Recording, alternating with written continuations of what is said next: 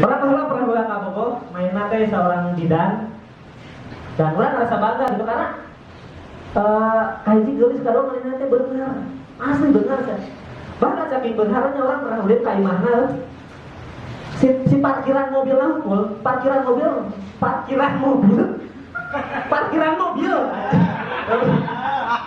Diharapkan imah, ayah parkiran mobil imah mantan orang kan. Anjing pokoknya.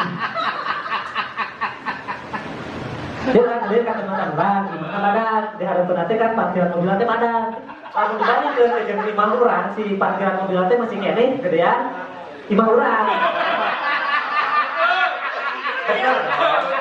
Pokoknya imahna badan lah, Terus orang kebobolan 3 tahun, ternyata putus. Sekarang psikolog tante tidak setuju. Asli, psikolog tante tidak setuju. Terus si main tante ngomongnya, si psikolog tante alasan tidak setuju teh lah. Jadi main tante yang boga minantu, lamun tentara atau polisi. Aing kan pegawai rumah gitu jadi. Nyan Gus we, saya kayaknya kebayang. Padahal udah pikir-pikir aja kurang naon gitu dah. Tentara polisi kan ngasilkan duit kan. Dan pegawai mati selalu ngasilkan duit kan. Emang polisi para naon kan surat tilang itu dah henteu kan. Enggak sih, padahal kurang naon pegawai geus boga, motor geus boga, imah geus boga, nu kolot.